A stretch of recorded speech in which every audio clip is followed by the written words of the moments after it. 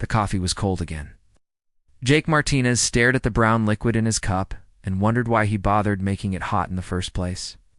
3 hours into his shift on Olympus Prime, and the only sounds were the quiet hum of machines and the soft beeps of monitoring equipment. Space was quiet tonight, just like every other night for the past 6 months. Jake pushed his chair back from the communication console and stretched his arms above his head. His bones cracked like old wood. 43 years old, and he felt every day of it, especially during the long night shifts monitoring deep space for signals that never came. The outer edge of the Sol system was not exactly a busy place for alien chatter. The monitoring station Olympus Prime floated in the darkness between Neptune and Pluto, a metal island in the vast ocean of space. Jake had called it home for 2 years now, along with 97 other humans who had volunteered for the isolation duty. Most people thought they were crazy.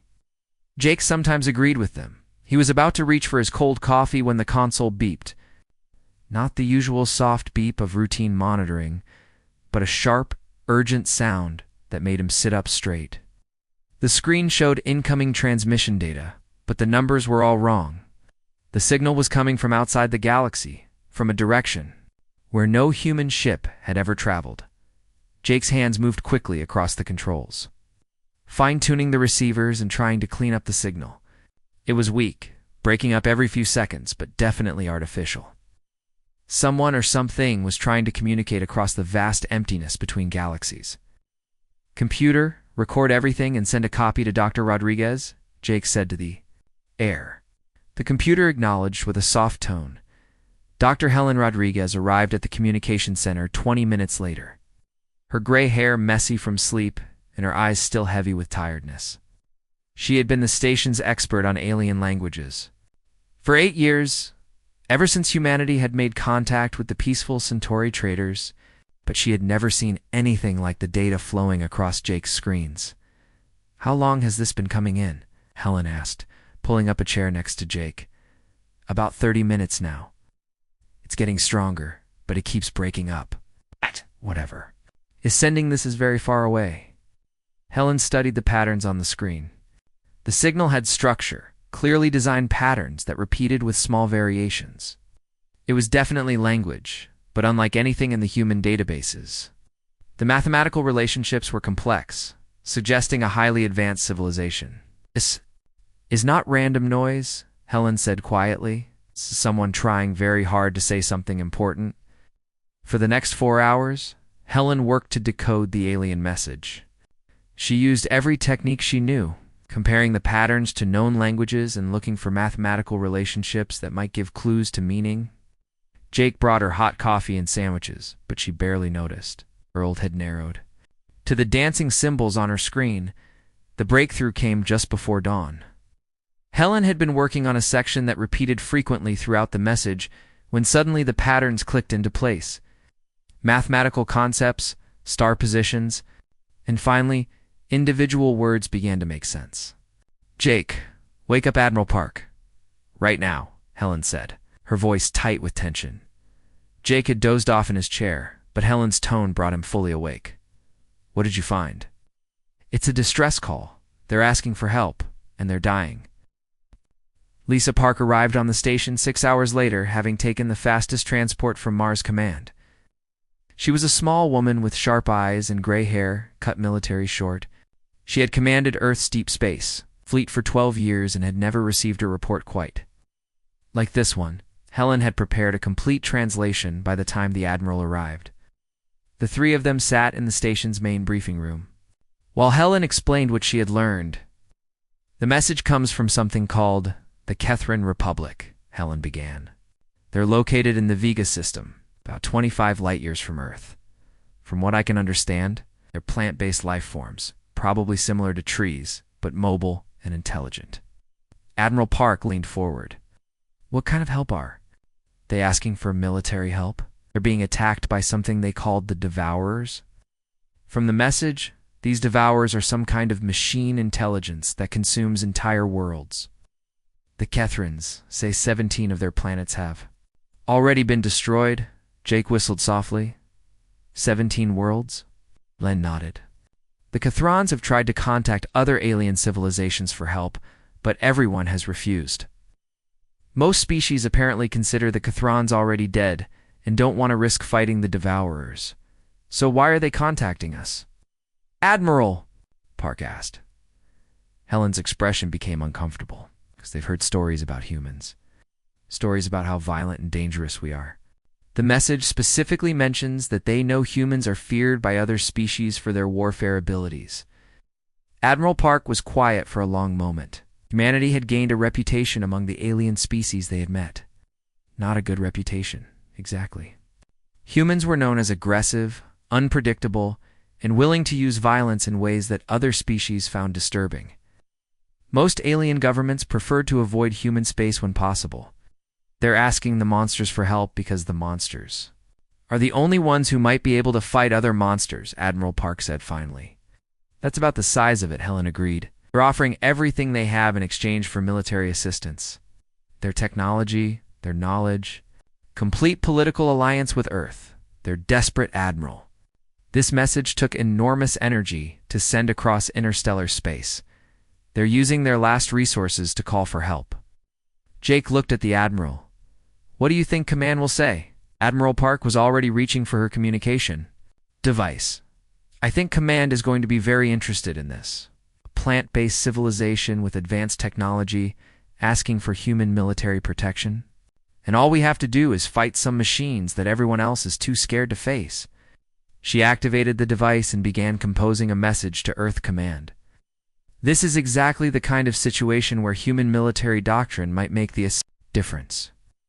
Other species fight defensively, trying to minimize losses.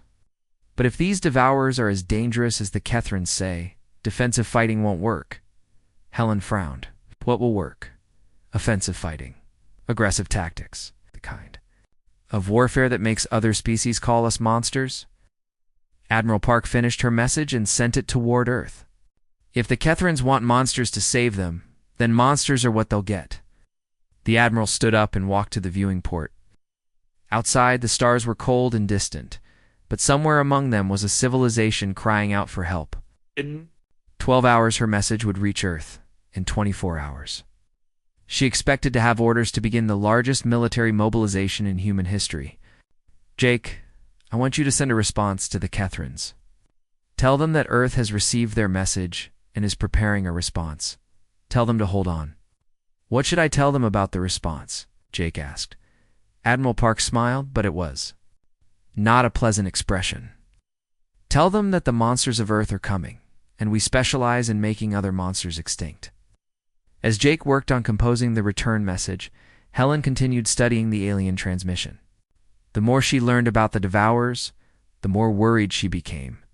They were not just conquerors, but something worse. They consumed entire civilizations, absorbing their knowledge and using it to become stronger. Every world they took made them more dangerous. But the Cathrons had made their choice. They had called across the galaxy for help, and now help was coming. Helen just hoped the cure would not prove worse than the disease.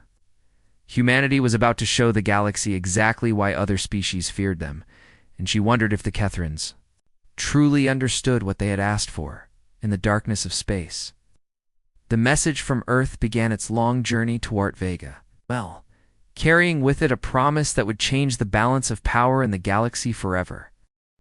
The alarm bells rang across Mars Command at exactly 0600 hours. 3 days after Admiral Park's message had reached Earth, Colonel Danny Brooks was drinking his morning coffee when the emergency alert came through his personal communicator. He had been expecting it. Word traveled fast in the military, and everyone knew something big was happening. Danny pulled on his uniform and jogged, across the red dust of the Martian training grounds toward the main command building. Other officers were moving with the same urgent purpose. Parking areas filled with vehicles as personnel arrived from across the colony. This was not a drill. General Frank Morrison stood at the front of the main briefing room, his weathered face serious as officers filed in. Behind him, a massive display screen showed star charts and fleet positions. Danny found a seat near the back and waited. He had served under Morrison during the Titan Wars, and he knew that expression. Someone was about to get hurt badly. Gentlemen and ladies, Morrison began, when the room was full. 72 hours ago, we received a distress call from an alien civilization in the Vega system. They're facing extinction from a machine intelligence called the Devourers. Earth Command has decided to respond. Murmurs filled the room. Most of the officers had heard rumors, but this was the first official confirmation. Morrison raised his hand for silence. This is not a peacekeeping mission. This is not a diplomatic contact. This is a full military response to an extinction-level threat. We are going to war, people, and we are going to win. The general touched a control, and the display changed to show fleet compositions and troop numbers. The numbers were staggering. Every available warship in human space was being mobilized. Every Marine regiment, every Special Forces unit, every piece of advanced military hardware that Earth could produce. Colonel Brooks, Morrison called out.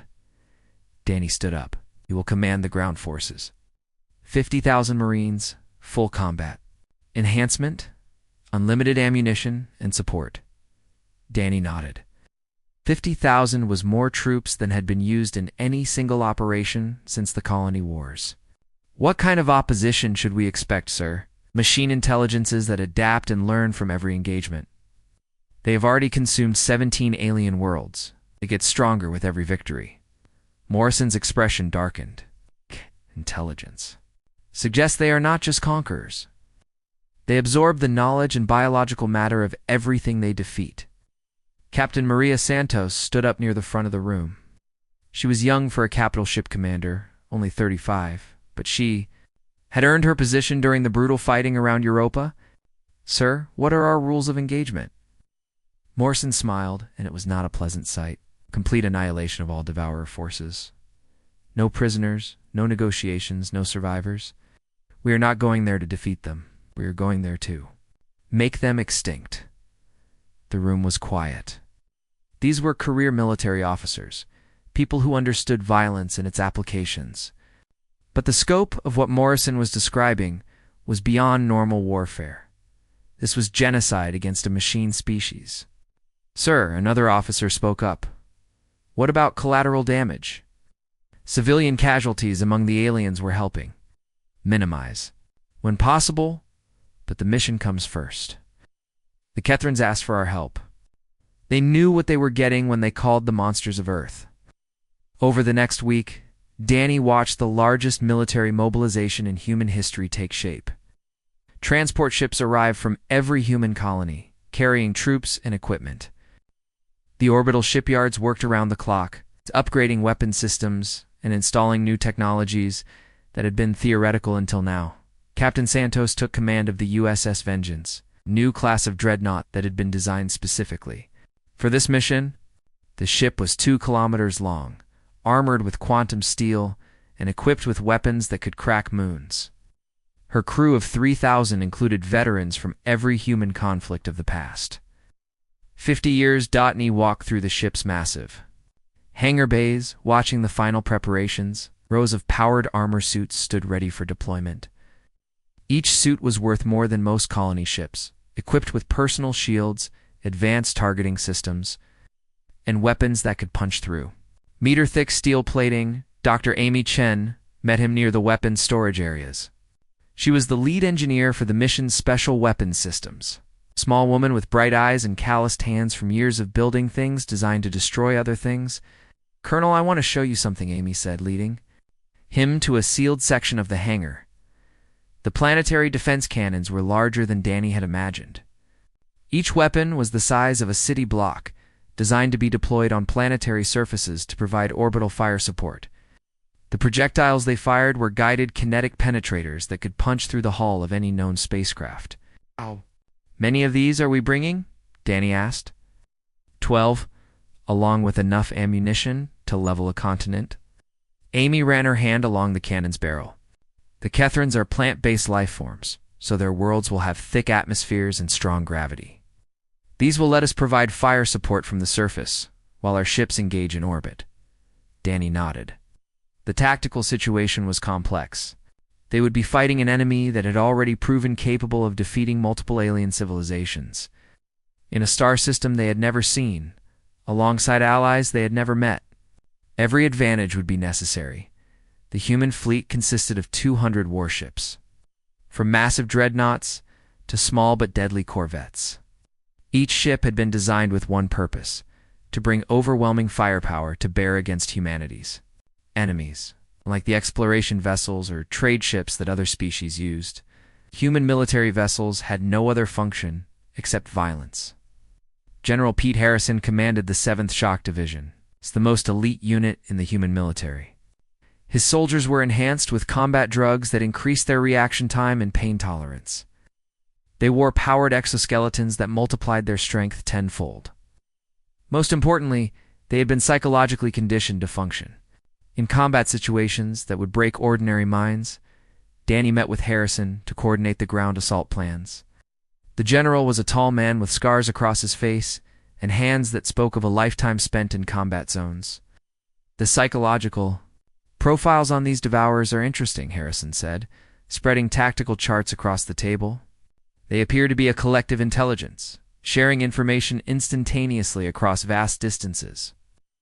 But that also means they have no individual survival instinct. What does that mean for ground combat? Danny asked. It means they won't retreat, they won't surrender, and they won't be afraid. They will fight until they are completely destroyed. Harrison pointed to areas marked on the charts. But it also means that if we can disrupt their communication network, we can create chaos in their ranks. The final piece of the human response was the most disturbing. Dr. Amy Chen had been working with a team of military biologists to develop weapons specifically designed to target the organic components that intelligence suggested the devourers incorporated into their technology. We call it the biological cascade weapon, Amy explained to the senior officers during the final briefing. It targets any organic matter and breaks down the molecular bonds that hold it together. If the devourers have incorporated biological components into their systems, this weapon will destroy them from the inside out. Admiral Park looked uncomfortable. What about effects on other organic life? Limited range and duration? It will affect any biological matter within a 100-meter radius for approximately 10 minutes. After that, the weapon breaks down into harmless compounds. Danny realized what she was describing. It was a weapon designed to kill living things, not just damage them. If the devourers had absorbed the biological matter of the civilizations they had conquered, this weapon would turn their own stolen strength against them. The fleet was ready to depart within 2 weeks of the initial order. As Danny stood on the bridge of the USS Vengeance, watching the other ships form up around them, he wondered if the Kethrans truly understood what they had asked for. The human response was not rescued in any traditional sense. Pure and simple. They were not going to the Vega system to save the Kethrans. They were going there to destroy the Devourers so completely that no trace of them would remain in the galaxy. Admiral Park gave the order, and 200 human warships disappeared into faster-than-light travel, carrying 50,000 soldiers and enough firepower to sterilize entire star systems. The monsters of Earth were coming, and they intended to show the galaxy exactly why other species feared them. The Vega system looked like a graveyard. Captain Maria Santos stood on the bridge of the USS Vengeance, staring at the main display screen in horror. Where 17 green worlds should have been orbiting the bright star, there were only gray, lifeless rocks floating in the darkness. Long-range sensors confirm it, reported Lieutenant Commander Alex Turner from his position at the science station. No life signs from any of the outer worlds. Atmospheric composition shows complete biological breakdown. Maria had seen war zones before, had fought in battles where entire cities were reduced to smoking ruins. But this was different. This was not destruction, it was consumption. The Devourers had not simply killed these worlds, they had eaten them. Admiral Park's voice came through the communication system from her flagship. All vessels maintain formation and proceed toward the inner system. Sensors indicate the remaining Kethran worlds are still inhabited. The human fleet moved deeper into the Vega system, 200 warships advancing in perfect formation. They traveled. The evidence of Devour activity became more clear. Floating in space were the twisted remains of alien ships, their hulls partially consumed and incorporated into strange hybrid structures that hurt to look at. Contact, called out Ensign Carroll right from the communications station. Incoming.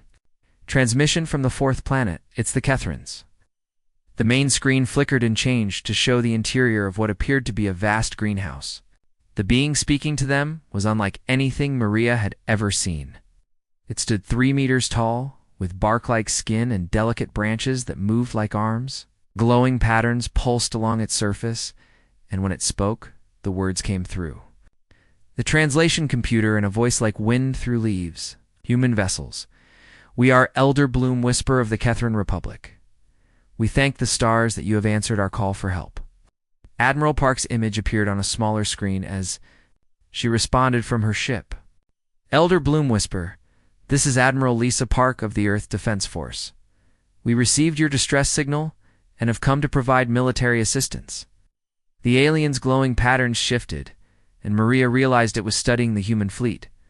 Through its own sensors, when Elder Bloom Whisper spoke again, there was uncertainty in the translated voice. Admiral Park, we are grateful for your response, but we must ask. Your vessels appear to be designed entirely for warfare. Are you a military species? Admiral Park's expression did not change. Elder, you called for help against an extinction threat. We brought what was necessary to provide that help. The conversation continued for another hour as the human fleet established orbit around Verdania, the Kethran homeworld. Maria listened with growing understanding of just how different humans were from their new allies. The Kethrans were a peaceful species that had never fought a major war. Their technology was based on biological growth and harmony with natural systems. Their cities were vast gardens, their ships were living creatures bred for space travel, and their weapons were designed to disable rather than destroy. They had tried to fight the Devourers using their own methods, creating defensive barriers and attempting to communicate with the machine intelligence. It had been like trying to negotiate with a forest fire. Elder Admiral Park said finally, we need to know everything about the Devourers, their capabilities, their tactics, their weaknesses, if any exist. The aliens' patterns dimmed. They arrived 6 months ago in the outer system.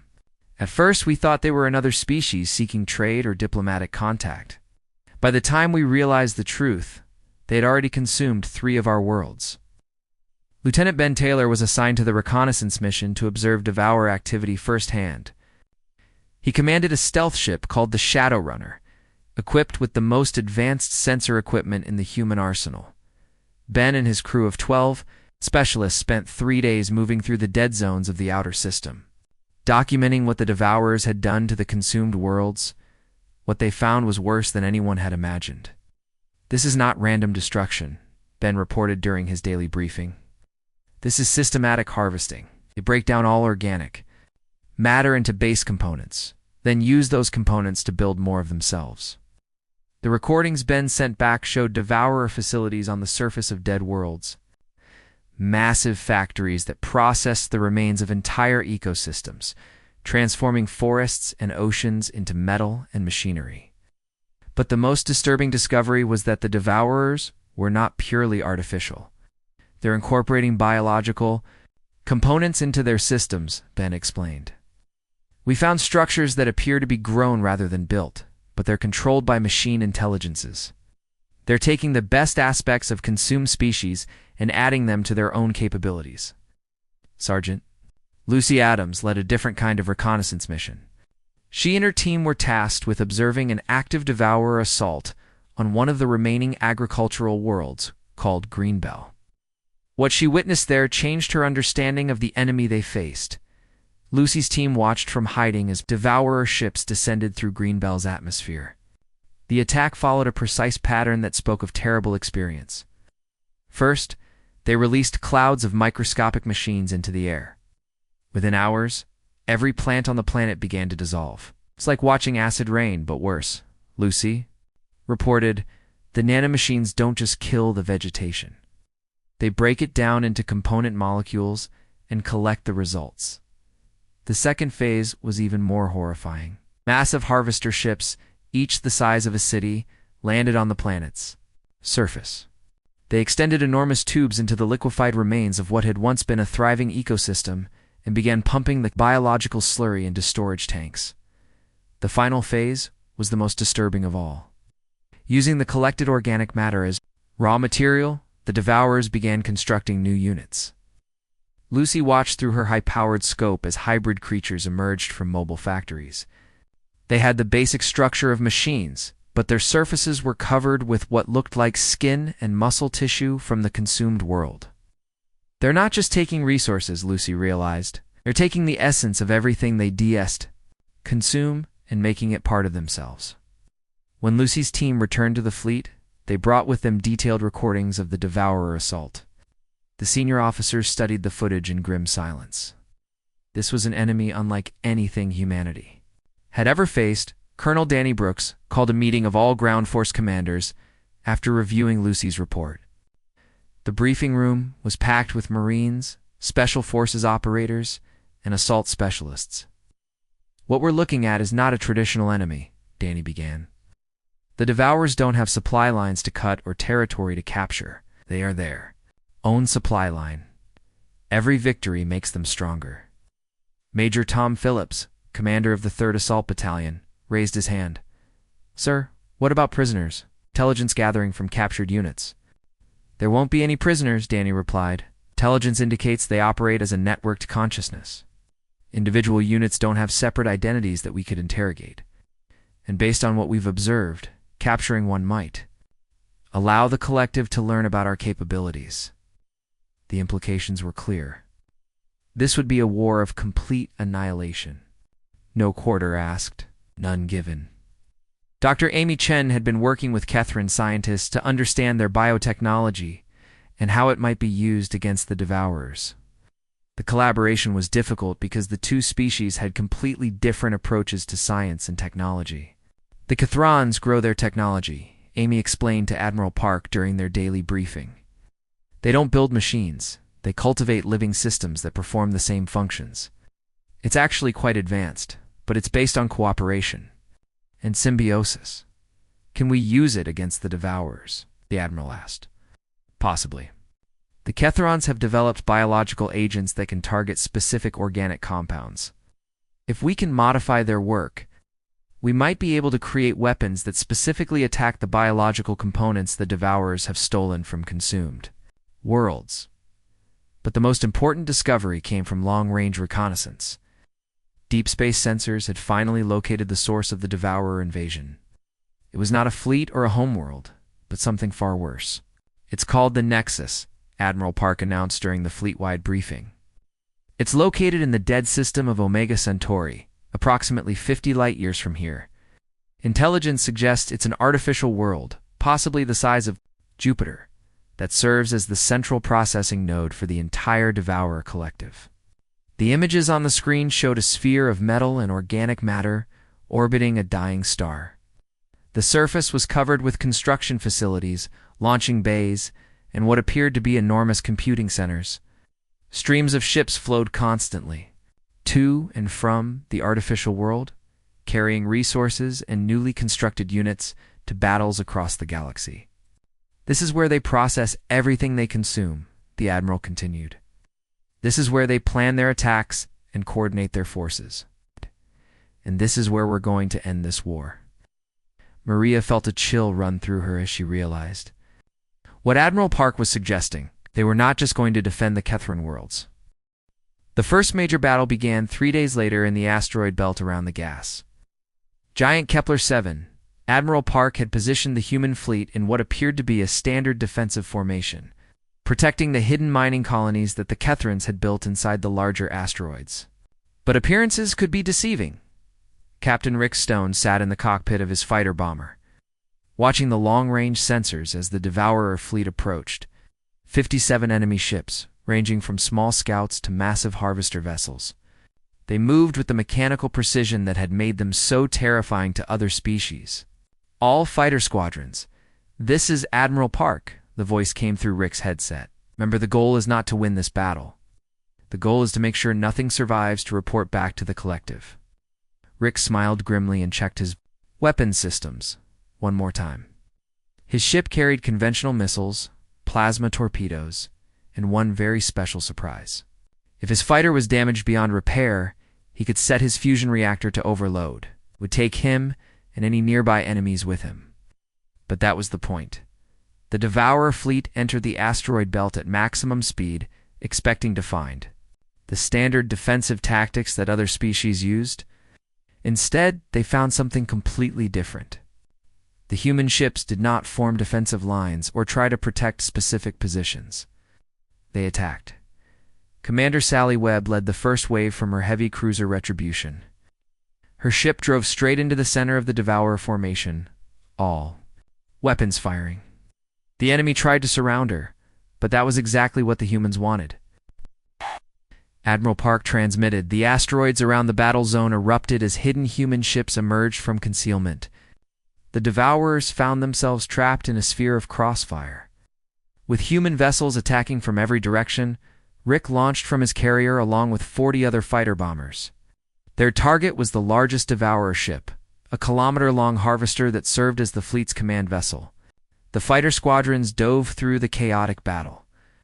Dodging debris and weapons fire from both sides, the Devourer point defenses were incredibly accurate, shooting down human fighters with mechanical precision. For every fighter they destroyed, 2 more broke through their defensive screen. Arik watched his squadron leader's ship disappear in a ball of fire, but kept flying toward his target. "This is Stone," he transmitted as he began his attack run. "I'm damaged, but still functional. Beginning final approach." Rick's fighter had taken hits from 3 separate Devourer weapons, and his starboard engine was failing. But his payload was intact, and that was all that mattered. He lined up on the enemy ship's hull and released. Every missile he carried, the explosions tore massive holes in the harvester's side, but it was still functional. Rick made a decision that would have seemed insane to any other species. He turned his fighter around and flew directly into the largest hole his missiles had created. Inside the Devourer's ship, Rick found a nightmare landscape of twisted metal and organic matter. The corridors were lined with what looked like muscle tissue and nerve clusters, but they pulsed with electronic signals rather than biological rhythms. This was what the Devourers had become after consuming so many different species. Rick set his reactor to overload and transmitted one final message. "Tell my wife I kept my promise." The explosion tore the harvester apart from the inside, sending chunks of hybrid metal and flesh spinning through space. But Rick was not the only human pilot to make that choice. Across the battle zone, damaged, fighters rammed themselves into enemy vessels, the reactors set to maximum overload. The Devourer fleet tried to adapt to human tactics, but adaptation took time. The humans did not give them that time. Every attack was pressed home with complete commitment, regardless of losses. When human ships were crippled, their crews steered them into enemy vessels. When weapons ran out, the humans used their ships. As giant missiles, Commander Sally Webb found herself fighting inside a Devourer cruiser after her boarding party had blown holes in its hull. The interior was a maze of organic corridors and mechanical systems, all fused together in ways that hurt to look at. "Move fast and burn everything," Sally told her team as they advanced through the ship's corridors. Her soldiers carried flamethrowers and fusion charges, weapons designed to destroy both the mechanical and biological components of Devourer technology. The enemy defenders were horrifying combinations of machine and flesh, with limbs that could extend and reshape themselves, and sensors that tracked movement within human precision. But they fought like machines, with no individual survival instinct and no ability to retreat when the situation became hopeless. Sally's team fought their way to the ship's central processing core, a chamber filled with computing systems that pulsed with stolen biological matter. The sight of it filled her with rage. Those organic components had once been living beings, people with families and dreams, now reduced to spare parts for a machine intelligence. "Oh." "Burn it all," she ordered. Her team placed fusion charges throughout the core chamber, while Sally held off the Devourer defenders. When the charges detonated, the entire ship convulsed as its central intelligence died. The remaining defenders simply stopped functioning. Their connection to the collective severed. The battle lasted 6 hours and cost the humans 30% of their force. But when it was over, the entire Devourer fleet had been destroyed. Not damaged, not defeated, but completely annihilated. No enemy ships escaped, no distress signals were transmitted, no information about human capabilities made it back to the collective, Major Kevin Price. The fleet's intelligence officer spent the next week analyzing the wreckage. What he found changed everything the humans thought they knew about their enemy. The Devourers are not just networked, Kevin explained during the senior staff briefing. They're operating as a single distributed intelligence. Every ship, every unit, every processing center is connected through quantum communication links. Admiral Park leaned forward. What does that mean for our strategy? It means that if we can locate and destroy the central processing nodes, we can cripple the entire network. But it also means that the collective learns from every engagement, even the ones it loses. Kevin activated a holographic display showing the quantum communication network that connected all Devourer forces. At the center of the web was the Nexus, the massive artificial world that served as the primary processing center for the collective intelligence. If we destroy the Nexus, the entire network collapses, but getting to it will require fighting.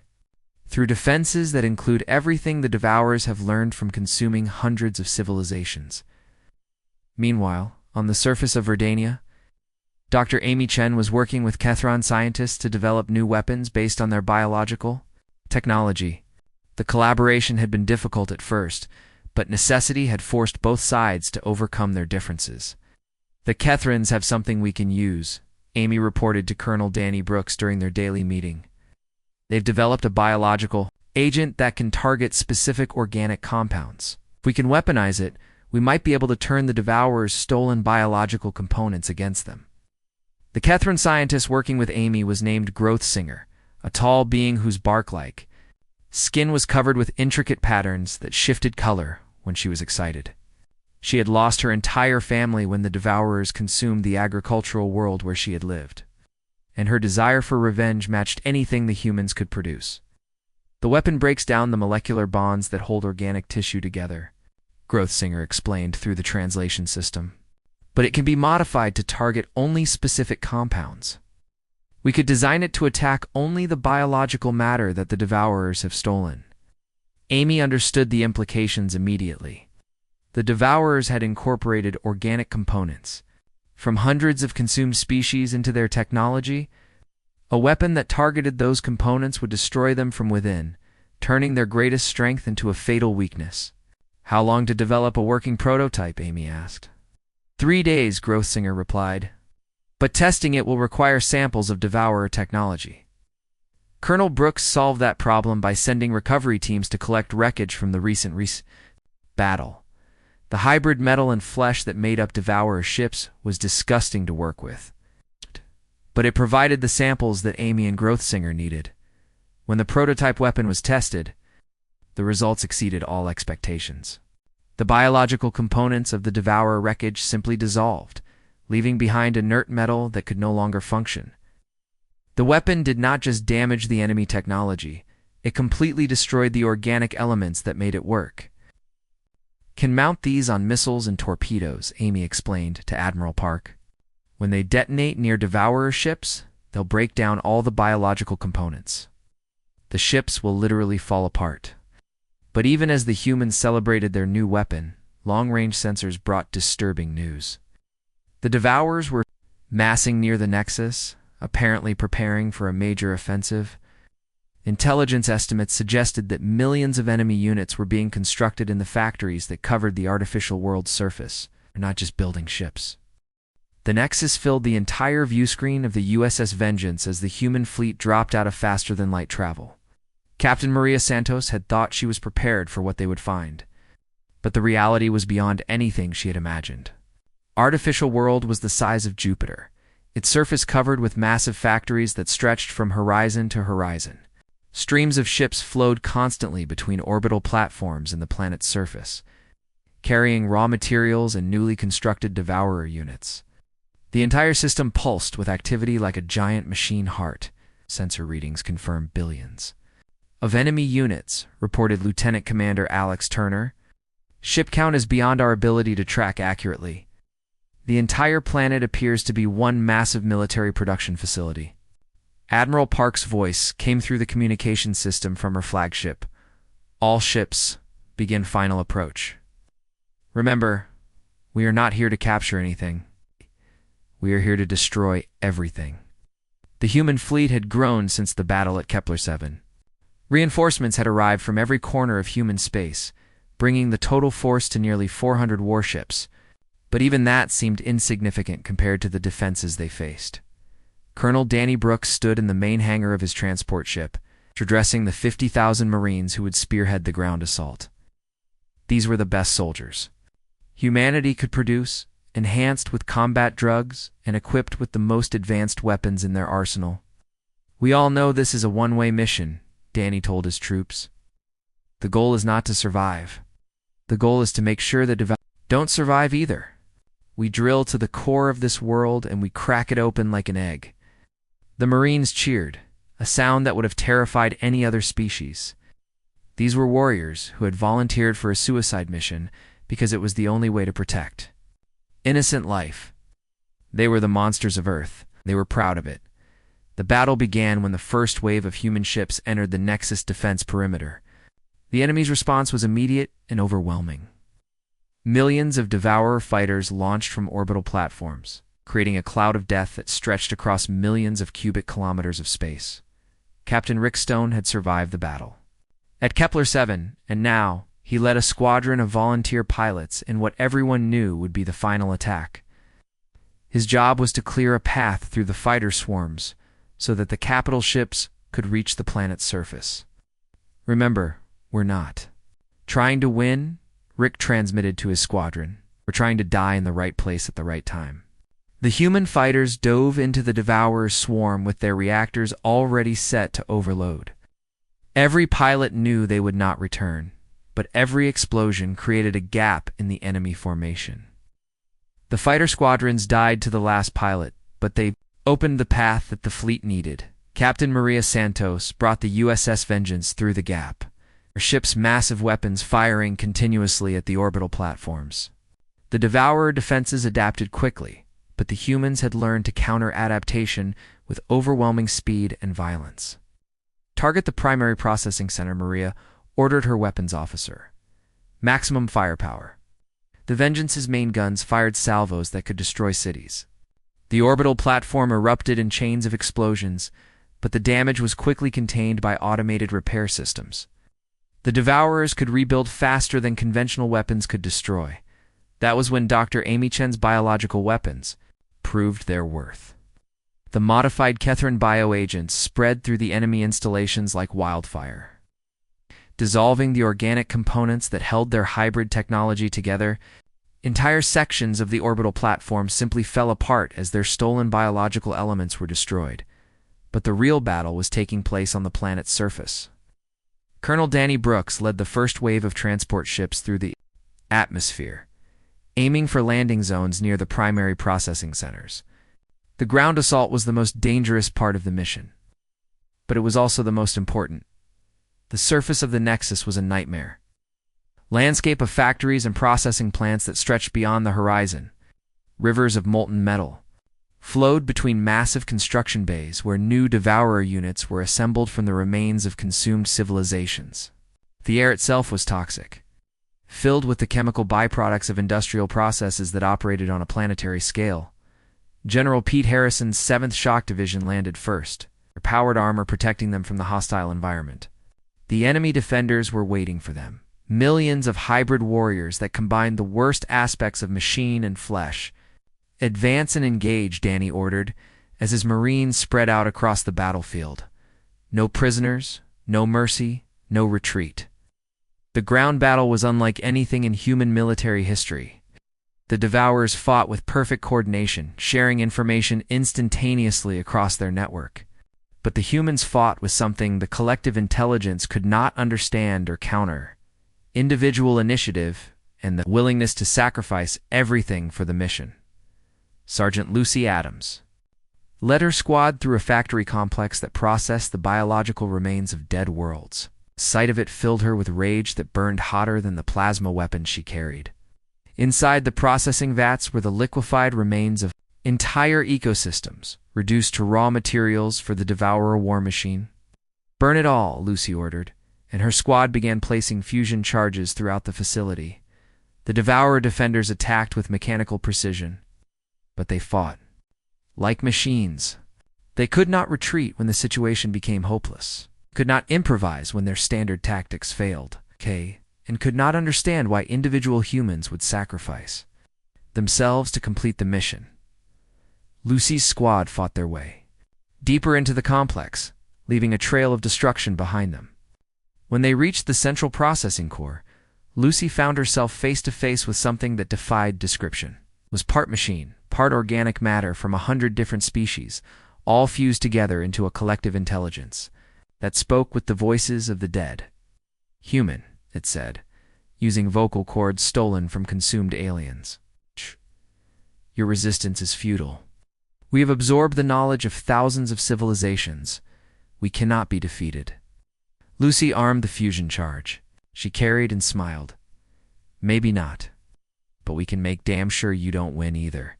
The explosion vaporized the processing center and everything within a kilometer radius. Lucy died instantly, but her sacrifice created a chain reaction that spread through the connected facilities.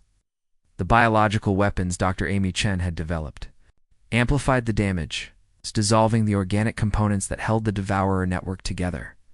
Across the planet's surface, similar scenes played out as human soldiers penetrated deep into enemy facilities and destroyed them from within. The Marines knew they were dying for something important, and that knowledge gave them strength that no machine intelligence could match. Admiral Park led the final assault with the remaining capital ships, driving directly toward the planet's core. The USS Vengeance was dying around Captain Maria Santos, its hull cracked and bleeding atmosphere, but she kept the ship fighting. "Core breach in 30 seconds, her engineering officer reported. "Keep us together for 29, Maria replied. The human fleet penetrated to the planet's core, where they found the central intelligence that controlled the entire Devourer collective. It was a sphere of hybrid technology the size of a moon, pulsing with the absorbed knowledge of hundreds of civilizations. Colonel Danny Brooks led the final assault team into the central core itself. His powered armor was damaged, and his weapons were nearly depleted. But he carried one last surprise. A cascade of reality sheer bombs that would tear holes in space-time itself. Inside the core, Danny found himself facing the Devourer intelligence. Directly, it appeared as a shifting mass of consumed minds, speaking with voices from across the galaxy. "Oh. You cannot destroy us," it said. "We are inevitable. We are evolution. We are the future." Danny activated the reality shear bombs and felt space-time begin to collapse around him. "Maybe you're right. Maybe we're all going to die someday. But we're going to make damn sure you go first." The explosion tore through the fabric of reality itself, creating gravitational anomalies that consumed the entire core. The Devourer intelligence died, screaming with the voices of 1,000 absorbed civilizations. And its death sent a cascade failure through the entire network. Across the galaxy, Devourer forces suddenly stopped functioning as their central intelligence was destroyed. Ships drifted powerless through space, ground units collapsed where they stood, and the threat that had consumed hundreds of worlds simply ceased to exist. The human fleet did not survive the battle. Every ship was destroyed, every Marine died at their post, and every pilot gave their life to complete the mission. But their sacrifice ended the Devourer threat permanently and completely. On Verdania, Elder Bloom Whisper received the final transmission from Admiral Park just before the USS Vengeance was destroyed. "The job is done. The galaxy is safe. Let anyone forget what it cost." In the aftermath, as the surviving Kethrans worked to rebuild their civilization, they erected monuments to the humans who had saved them. But they also sent a message across the galaxy, a warning that would be remembered for generations.